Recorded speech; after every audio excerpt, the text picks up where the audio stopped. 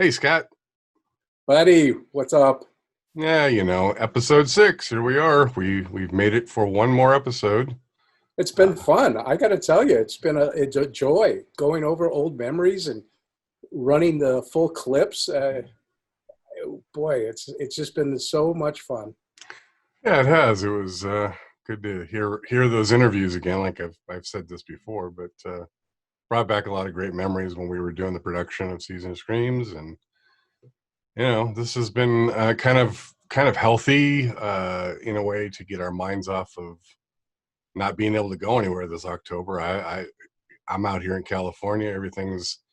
Most everything's shut down. We have some drive-through events that apparently are doing very well. Um, there's one called the LA Haunted Hayride. They're doing a drive-through event this year, which is doing very well, I understand.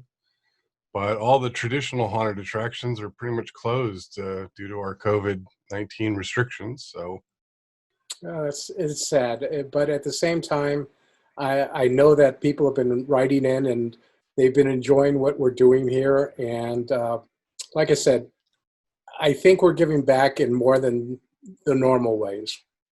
I hope so. I hope people that do watch us enjoy it and get something out of it, and some 20, 30, 40 minutes of entertainment Yep, to get your mind off things. So yep. yeah, episode 6. We the last 4 episodes were all about the raw interviews, we call them. So episode 6, we actually kind of scrounged up a few more. They're short interviews this time because I remember saying one of the episodes that I had to get all these digital files off an old hard drive that didn't work anymore, and I was able to somehow do a Frankenstein thing and brought them back to life just enough to get a few of the files off of the hard drive, and I wasn't able to get all of them. I was only able to get selected few clips. So what we have for this episode is a few of those selected interviews. There's only three different people that were there. 2 of them were there in the very beginning, and one of them started in the mid '70s. So they're very short interviews. They have some interesting stories that they were used in Season of Screams pieces of it, but not the whole interview. So yeah, so these interviews should be a lot of fun. They're short. Our first one is Jan Cranston, who was there for the very first Halloween haunt. She was also part of the street crew that worked with the stuntmen during the day. So what they would do is during the day they would do their street shows and gunfights and things of that nature, and then that night they would get put in makeup and they'd be Halloween haunt monsters. So I was there at the beginning, yeah, and I'd heard talk that, oh, we're going to do some big Halloween thing, and I thought, well, it's got to be better than the last thing we did. They had done some Mardi Gras thing. That was it. They had did a Mardi Gras thing, and they may have done that 2 years. I'm not sure. They had done some Mardi. I don't exactly remember that, but that didn't go out very well. The Mardi Gras thing in Ghost Town, it really wasn't a good. Like I said, we didn't have the Roaring Twenties then.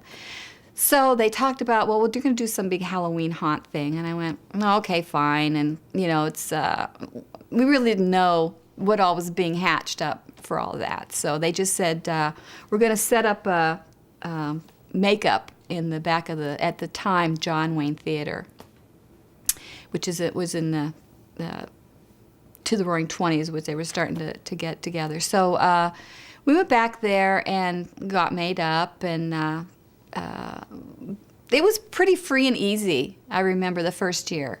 It was like you just kind of went out and did your own thing. There was no rules or you have to be here, you have to be there. We got to run around and roam the streets, and we had a lot of freedom at that time. Yeah, the first year I was in a Planets of the Apes costume. And Gene Witham had, and I think he said it was like original pieces from the movie that they put us into. Me and Bob Holden dressed up with the Planet, and they put these pieces on our face with spirit gum, and it was a long time. It was a lot of work to get into that, and then the costume and everything. And so we got all made up, and off we went out into the park. Bob and I did, and I'll never forget this. This was my first night. I was walking around trying to find somebody to scare, and this couple was walking, this young guy and girl were walking. So I thought, I'll get her. This will be fun. So I walked up alongside them and just kind of eased up, and I put my arm around the girl because the guy was on the other side of her. And I looked at her, and she went, oh, she got all scared and stuff. And the guy got all freaked out and was going to beat me up because I scared his girlfriend. And I'm like, no, I'm a girl, don't hit me.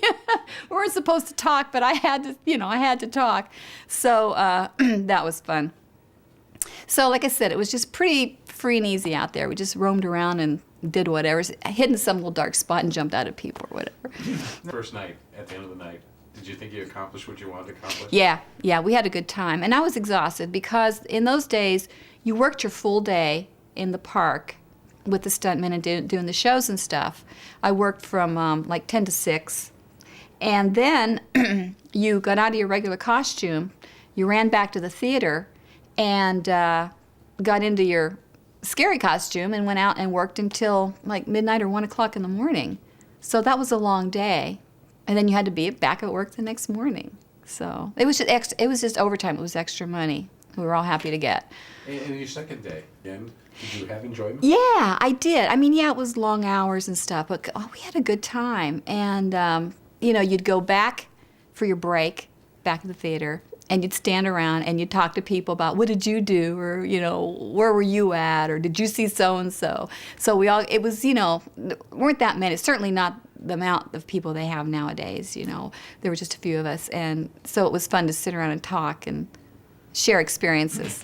Well, the Knott family ran Knott's Berry Farm at the time. And we all worked with each other, a long time, and we were close. And all looked out for each other, and it was a family atmosphere. We felt close to one another, definitely.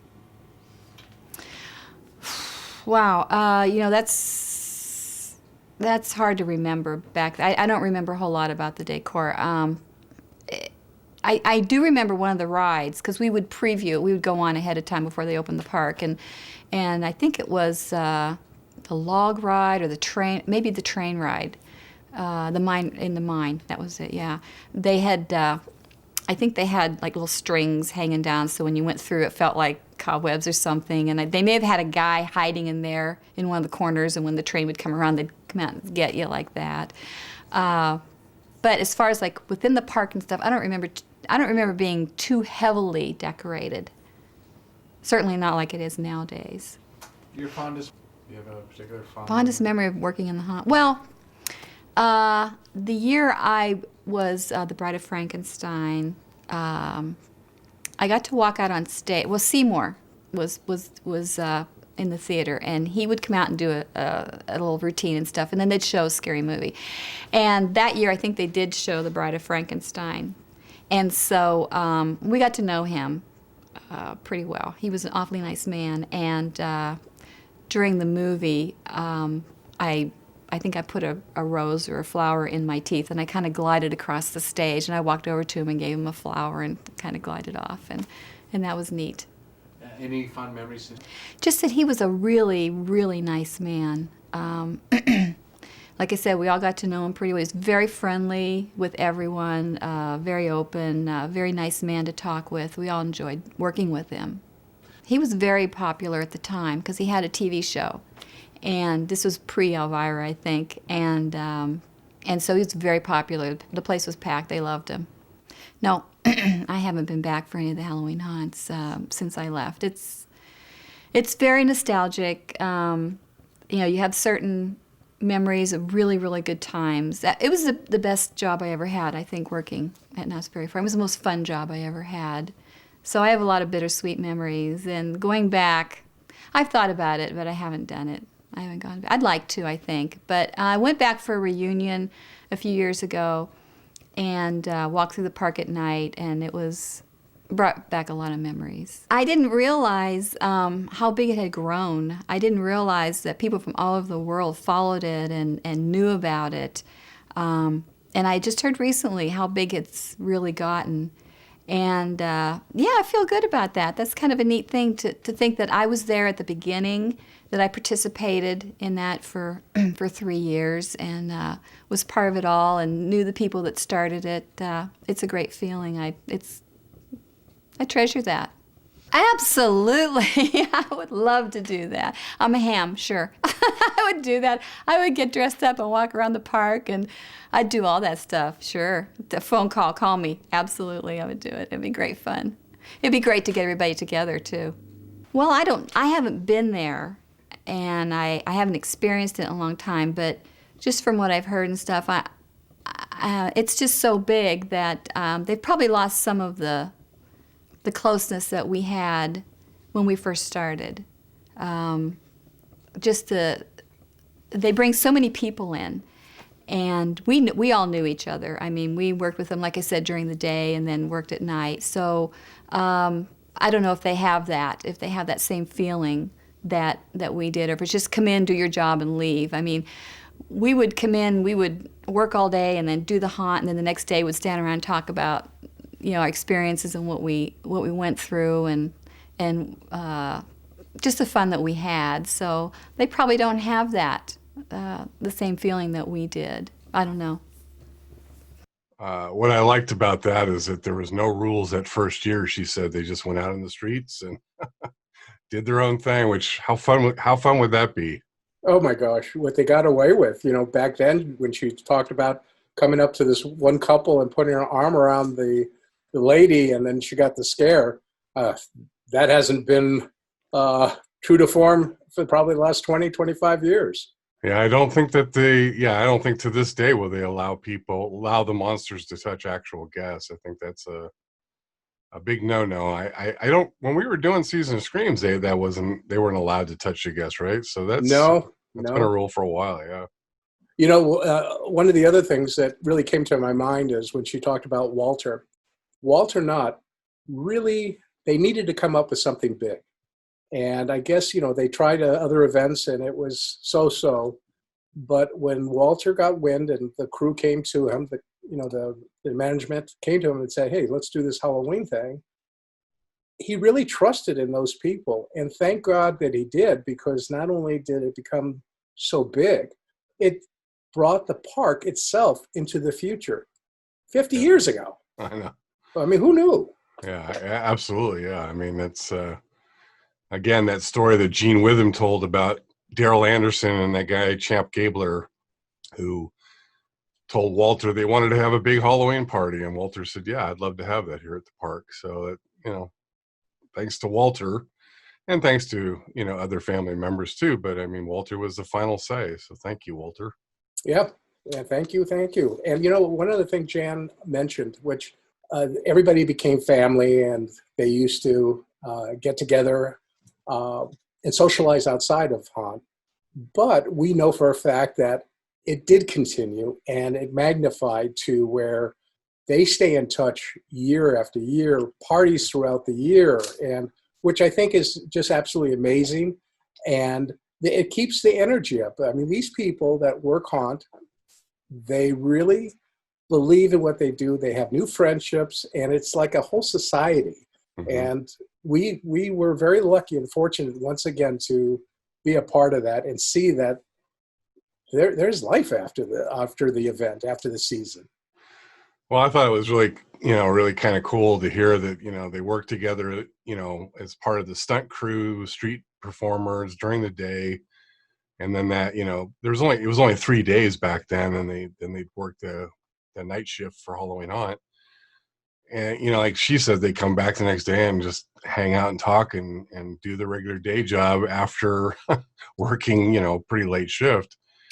That was really cool because, there was only like 6 or 7 street monsters back then on that first Halloween Haunt. And she was part of it. And the other really cool thing is she was one of the Planet of the Apes characters. I'm not sure how many there were. I'm going to guess that there was only 3 Planet of the Apes characters for that very first Halloween Haunt, and she was one of them. That's super cool. And then in 1974, she played the Bride of Frankenstein and was on the stage with Seymour for his final performance ever. So, right. I don't know if people really realize how big the movie Planet of the Apes was when it first came out. Oh, it's huge, yeah. It was amazing. And from what everybody said when they saw the characters that looked like they were just coming out of the movie, and I guess they portrayed the mannerisms, walking like an ape, and that must have been really cool. So we interviewed Jan, 18 years ago, right? 2002, roughly. And remember, she said she would love to be a monster again if they called her. She would absolutely go back and dress up and go out and scare people in the streets of Ghost Town. She would love to do that. So the question I have, Jan, if you're watching, would you do it now? If somebody called you, would you go back and do it again? I think you would. I think you would. I think not only would she, I think a lot of the people that we interviewed would do it in a heartbeat. Yeah, I agree. I think it's one of those things, once you've done it and it's part of your fabric, it just remains with you the rest of your life. When we've talked to through the years, because we remained friends with a lot of the monsters that have retired, that they would be in a heartbeat right there, maybe one night. Moving on, our next interview that we scrounged up off those degraded hard drives was Julie Owens, who was an exceptional lady. She worked at Knott's for many, many years. We were fortunate to be able to even get her interview for Season of Screams because she was so busy. We were filming during the 2002 Not Scary Farm Halloween Haunt event, so she was running like a chicken with her head cut off, basically. But we managed to scrounge, I don't know, it was probably about 20 minutes of her time. All right, so let's get to Julie's interview. Well, my history with Knott started in 1974. Harvey Walker hired me as a monster can-can dancer for Haunt. Actually, I was hired as a can-can dancer, but the show wasn't scheduled to open until after Haunt. So while we were there, why don't we put together a show? So in fact, I was talking to someone yesterday about it. I said, I remember that year, the sights, the sounds, the smells like it happened yesterday. It's pretty amazing. It was a 2-night or 3-night gig back then. I think it cost like $12 to get in. And what I did was danced on the bar in a little shorty tuxedo as a can-can dancer, and I had a mask on. And then I think it was the Mummy and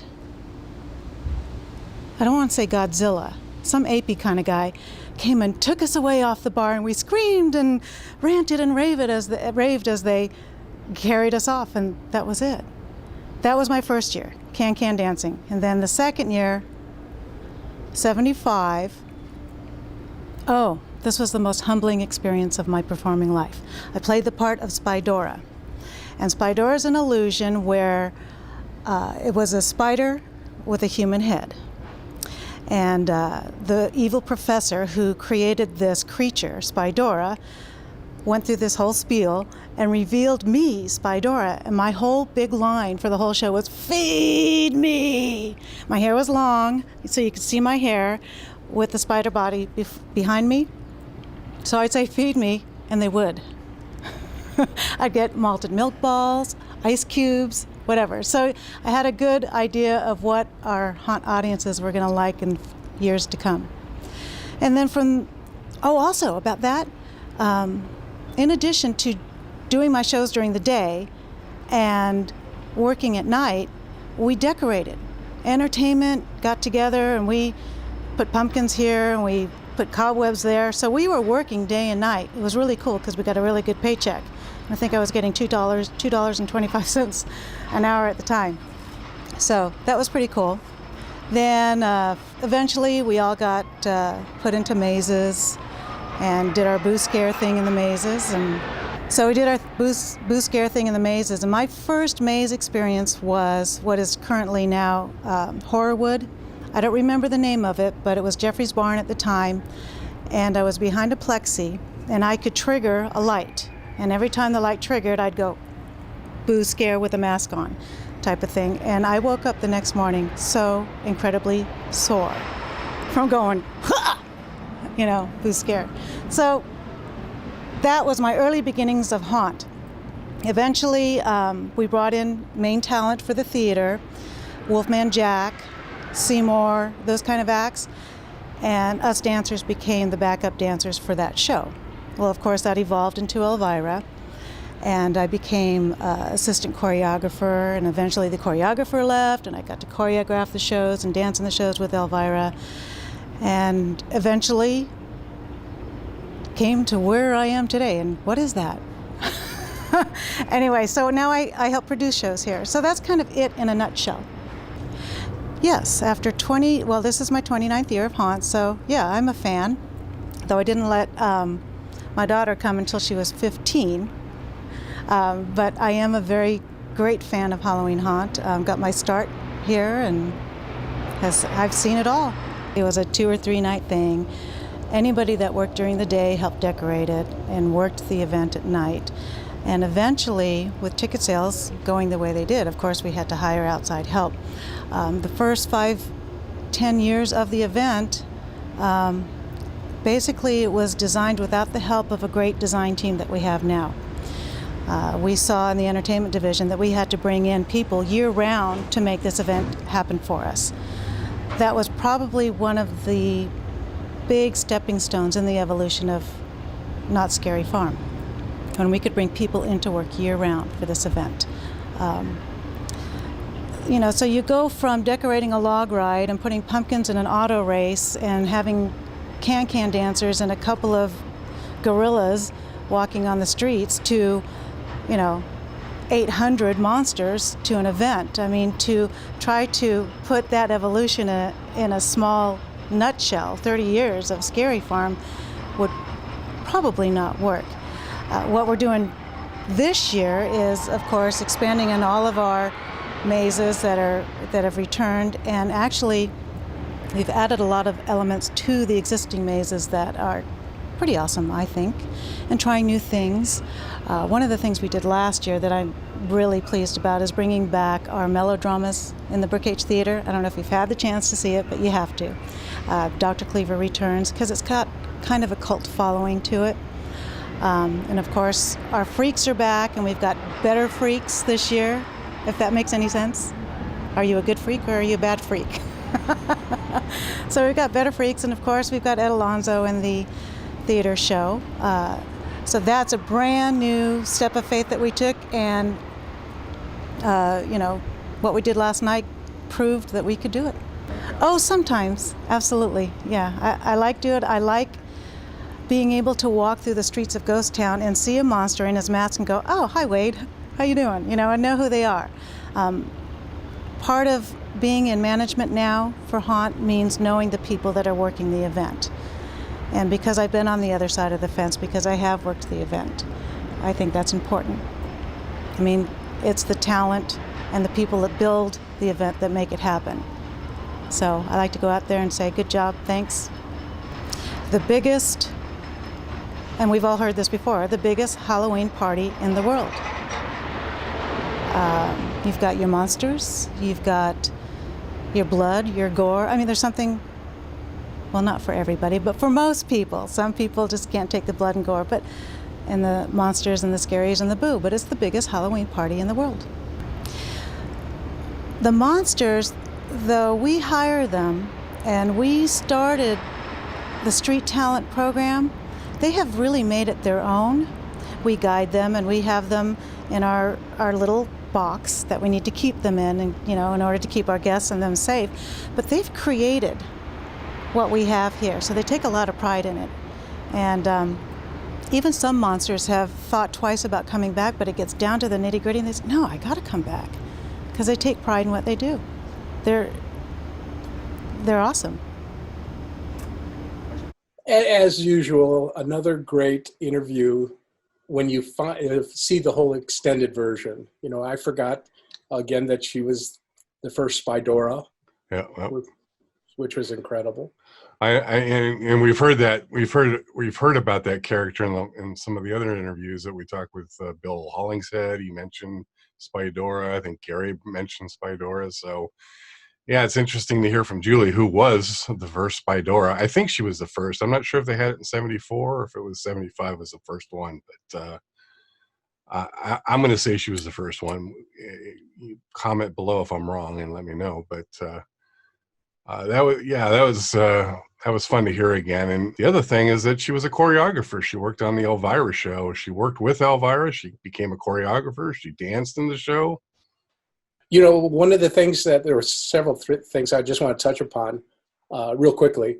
is that back in her day, $2.25 an hour. Right? Oh my gosh. I remember making that little of money way back, but I don't. $2. Who could live on $2.25 an hour? I guess back then you could, but now, wow. Wow. She started off as a can dancer, and she became a monster at Knott's, the first 1974 all the way on. And she moved into, live performances. She became a, show producer. She was a choreographer for the Elvira show. She danced in the Elvira show. She had quite the career at Knott's for sure. As you could hear, Ghostwriter was open and operational, and was going on while we were trying to do the interview, and we had to stop and start a couple times. But yeah, I didn't have that much power to get them to say, all right, you're going to have to hold the roller coaster off while we're filming. yeah. Remember another documentary we did on the Queen Mary? Oh, yeah. Yes. That's when the Spruce Goose was there, and we were there a whole day. We were only supposed to be there an hour to do some pickup shops and some interviews on the Spruce Goose. And all of a sudden they had a band warming up. Yeah. And an hour took us a whole night. It was just terrible. It was. And we asked them, can you guys just give us 15 minutes to finish these interviews? Nope. We're going to rehearse.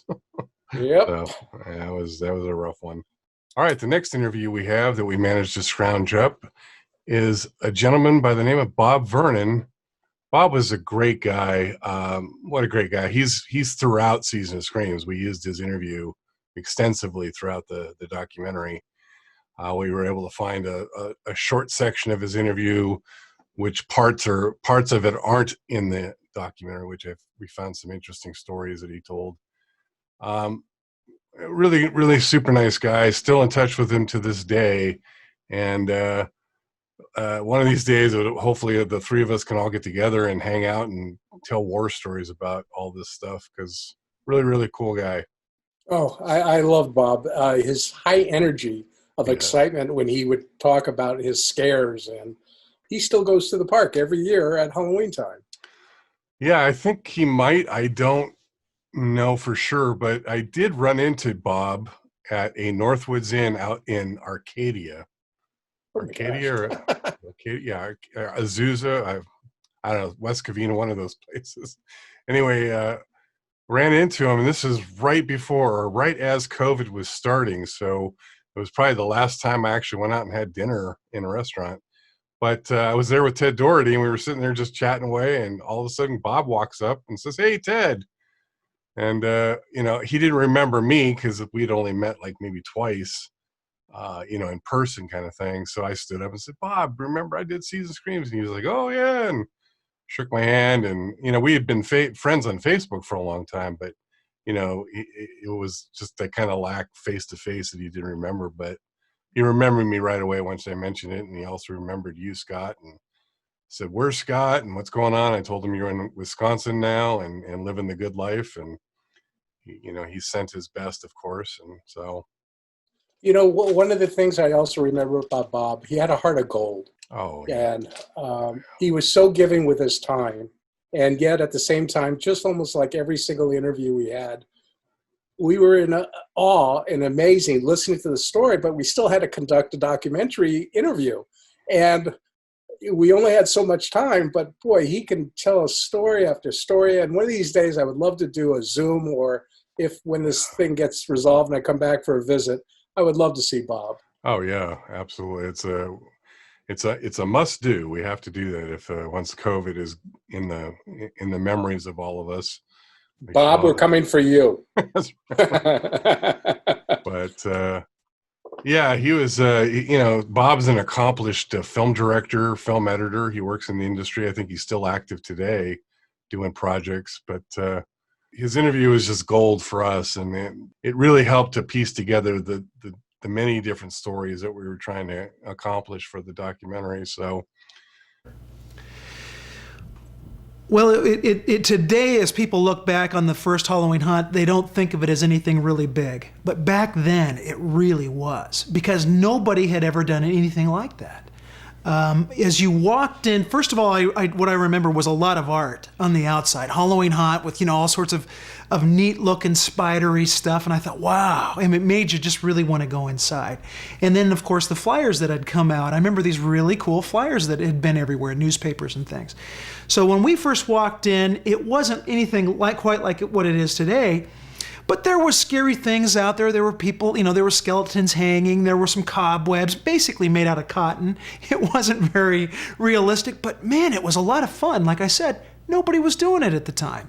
So as we came in and as we walked around, perhaps they put some different colored lights on the buildings where they had maybe had more realistic lights. Now they'd put spooky or blue or purple or green lights on the buildings, and they'd put, regular cardboard cutouts of scary figures in windows. There wasn't a lot, but it was a lot of, for us back then, this was very neat. And then, of course, the rides were all changed around to feature scary elements. My cousin was actually working the first year at the haunt at the mine ride and at the log ride. And he did one of the first effects for I think it was the mine ride, which was there were two miners that normally are there. One guy's going into a spike that another guy's holding. And his job was, they had a concept. What we want to do is we want to have a little bit of something there. So they built this head. So it was like they were driving this spike into this head and there was blood pouring out of the mouth. Now, to give you an idea of what the budget was, all they used for this head to begin with was one of those styrofoam mannequin heads that they put wigs on. And they had put putty and painted it in a wig. It looked pretty good, but there was no budget for it back then. The first years that I remember, and it's kind of hard because many of the years kind of are all condensed in my mind.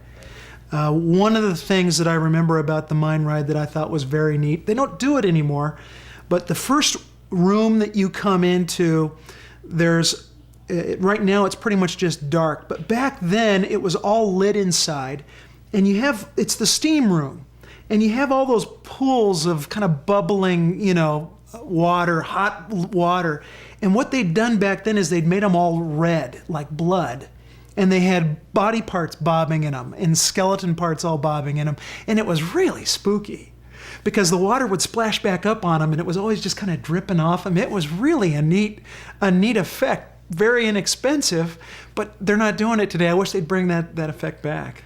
Same types of things. I don't remember the log ride or the mine ride being really themed as they are today. There was just a lot of scary things. They had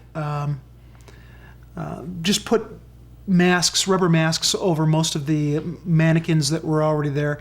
And there were perhaps one or two, there were a few people that would come out and jump out at you. But it wasn't like it is today where almost on every corner there's somebody coming out at you and that type of thing. I remember that in Ghost Town, when there was a monster, which was very rare, it would gather a crowd because people were interested in seeing what it was look like. It was rare to see somebody roaming around. My recollection is that up to that point, basically full-time employees like stuntmen were dressed up to look scary. It wasn't really, usually it was just dark circles under the eyes and that type of stuff. I do remember one or two people dressed up like Planet of the Apes, which I was really into back then. And so I thought it was very, very cool. I remember there was a guy on the log ride that was dressed up in Planet of the Apes. And we all tried to get our picture taken with him. I don't have it today, I wish I did. But no, there wasn't very many people, and the peek-ins that I remember were not done at that point, the first 3 or 4 years. It wasn't until I think my first year that the peek-ins began. What I do remember as you walk down the streets were a lot of illusions. They had a spider lady that would be sitting there on the side. It was just on the as you go into Ghost Town, right about just down the boardwalk from where the barbershop and all that was, there would be this lady with, a headless woman sitting on a spider. The Seymour Show was really cool because as you came in, they had that curtain of water coming down, and of course they put red lights on it so it looked like blood was coming down. And I remember them playing this organ music that just slowly built and built and built and built until it finally this big crescendo, and then the water would part, and then they would have this Seymour Show. If I remember correctly, he actually showed some clips of movies and kind of made fun of them, which was his normal shtick on his show. It was very easy for me to get hired. I went down to a Adobe Shack. I heard they were hiring people. It was right over there by the Chicken Dinner restaurant.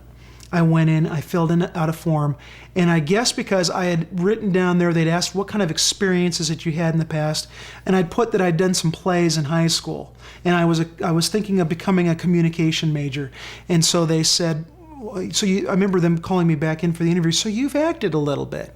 Yeah. And that's about it. Then they said, would you like to be a monster? Oh yeah, absolutely, I'd love to be a monster. And I didn't know what that entailed at the time. But that was it. There was no audition. I never had to act for them or anything like that. It was just you've got acting experience, how would you like to be a monster? Great. And it was stamped and off I went.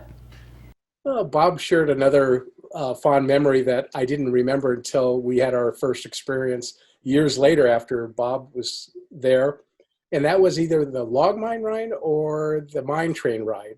I remember there were two actors or two monsters frozen in that position holding sledgehammers. And you thought it was the natural props that were there all year round, the mechanical robot. And just as the vehicle got up there, all of a sudden they moved. And it used to make us jump out of our seat. Oh, yeah. One of the things I had forgotten about is that he actually went to the very first Halloween Hunt in 1973 as a kid, I guess, because his cousin had actually worked there and worked on prop building and special effects for the mine ride and the log ride. So Bob was actually there for that very first Halloween Hunt, and he remembers the Planet of the Apes characters roaming in Ghost Town. He remembers, Spydora. So he was there actually even before he started working there. So I don't want to spoil it, but in the documentary, he tells some great stories about working as a Pekin monster, and that the year he started was 1977, which was my first year going as a guest. He was working as a Pekin monster. I don't want to tell the story. I'll let him tell it in the documentary. Be sure to watch it. It's in the historical section of the documentary where he talks about his experiences as a Pekin monster, and then I'll let him tell the rest of that. So I thought it was interesting to hear that how easy it was to get hired as a monster in those early years. You just say, hey, I have some acting experience, and you became a monster in Ghost Town pretty much back in the day before they started doing auditions. But we remember what Gary says when they were doing that, they realized they were getting people that weren't as qualified to be monsters. Right. But obviously Bob he was there. I think I forget the years. He was 77 through 80 maybe, but I know he worked, he was part of those early hanging shows. He worked doing that and stuff. So, again, he had kind of a fun career there. And I know I said earlier, he'd be one of the guys who would absolutely go back and be a monster if somebody called him. Oh yeah. As his original interview, when he would scare somebody when they would fall over like an ironing board, I mean, that was classic. I could see Bob doing that today. Oh yeah, that's one of the stories he tells in the documentary about the double pass out. You got to check. It's pretty funny, and he's very animated when he tells the story. He's very, very. He kind of acts it out. It's pretty funny. Yeah, and I think that it makes me feel like, I am there with him when he's telling the story. Yeah, because it's those Pekins were a lot of fun. I don't remember when they started. I think we mentioned this in an earlier episode, but they were just a lot of fun to go up and look in the window and see what was in there. And then sometimes, boy, they'd get you. Yeah, that was a scare.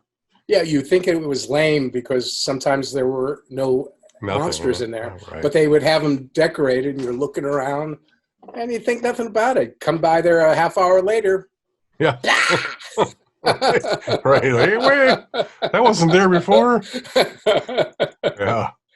Oh yeah, that was And I really wish hey guys, bring the Pekins back. They were a lot of fun. Bring them back. They were great. So yeah, this is our episode 6. We have one more episode left, and we're extremely fortunate that we have a very special guest in our last episode. So make sure you tune in and tune in. That sounds like such an old TV. Yeah. Tune in and watch in color. Stay tuned. There's more. Next week. Yeah, the next episode of Batman. But yeah, make sure to check it out because we do have a very special guest on our last episode, which is going to air the week before Halloween, the Tuesday before Halloween, and that'll be it. We'll wrap it up, and we'll wish everybody happy Halloween, happy holiday seasons, and praying and hoping that COVID will become a memory very soon. I agree. And I just want to say thank you to all the people that have been watching us, all the people that have emailed us, text us, bought product, merchandise. I can't thank you enough. And I want to do a plug real quick because Dave and I are really giving it right back to an organization that when you go to seasonofscreams.store, you can order the DVD, you can order merchandise, shirts, t-shirts, hoodies, fine art. It's beautiful stuff, and it all goes to a great charity, and that is the Lupus Foundation of America, the Wisconsin chapter. And it's amazing how people have been so generous, and especially these times, it's very, very hard. So a personal thank you from me, myself, and I just can't thank you enough. And I look forward to maybe next year doing this. It has been a blast doing this. It's something I personally needed, especially through these times. It's a great focus point to block the outside world out. And again, I wanted to thank the amazing people that we worked with in the making of this. Yes, absolutely. I would like to echo the thank you to all the people that worked with us on Season of Screams. There's so many of you that we can't mention all of you here, but there's a great many of you that really helped bring this to to reality, and you brought a lot to the table, and we couldn't have done it without you. So thank you so much. Before we sign off, Scott, I understand Boney Manor actually will live this year, which is when we first started this vlog, that Boney Manor wasn't going to be able to be put on this year, but you managed to revive it and get it going again. So talk a little bit about that. Tell us what's going on. Yes, the good news is Boney Manor's coming back. I thought that it was done for when I had some health issues and with COVID, but I have a great couple, Randy and Lori, that decided that they're going to take it over. They're going to take it at their house, set it up. Unfortunately, it won't be as big as what we had planned with the sets, but Boney Manor Goes to the Movies will be on a small venue, and all to raise money and awareness for lupus. And they're already excited about next year. I mean, they're going to be building a pirate ship, the Black Pearl. They're going to be doing some of the 16, 18 of the most major motion pictures. And again, I'm excited and thankful that it's going to be going forward. That's incredible news, because I felt so sad when you told me, months ago that you weren't going to be able to do Boney Manor this year because of COVID-19 and because of other issues. I was extremely sad because you brought me in and made me part of it to do a few of the things for sound design for one of the scenes and stuff, and several of the scenes. I was looking so forward to seeing it this coming year. I was very sad to hear it wasn't going to happen, but now that it is happening, I'm really grateful that it's going on. And is that in your area? What part of Wisconsin are they going to? It's only about 20 minutes west of me. It's all you have to do is go to scarewithcare.org. You'll get the address. You'll get a little bit of the backstory, and it will be safe because, again, it's family-friendly entertainment from your car. That's and right. Windows will be rolled up except for probably a split second, and that is for us to give you a packet of candy and information and some DVDs. But there's going to be the practice of the COVID, and great way to kind of go trick-or-treating and being entertained, especially today with these times. If you're in the Wisconsin area, please go to scarewithcare.org, look up the address and visit. Wish I could make it out there to see it myself, but not this year, but hopefully next year I'll be visiting Wisconsin in the fall, see the fall colors. So. Oh yeah, and make it around the time of Boney Manor. Even though it's somebody else that's doing it, I still have a little bit of input, and the dream is still the same. The entertainment value will still be the same. All right, episode 6 is in the can. We've finished. Now on to editing. So we'll see you in episode 7. Remember, we have a special guest, so please check it out.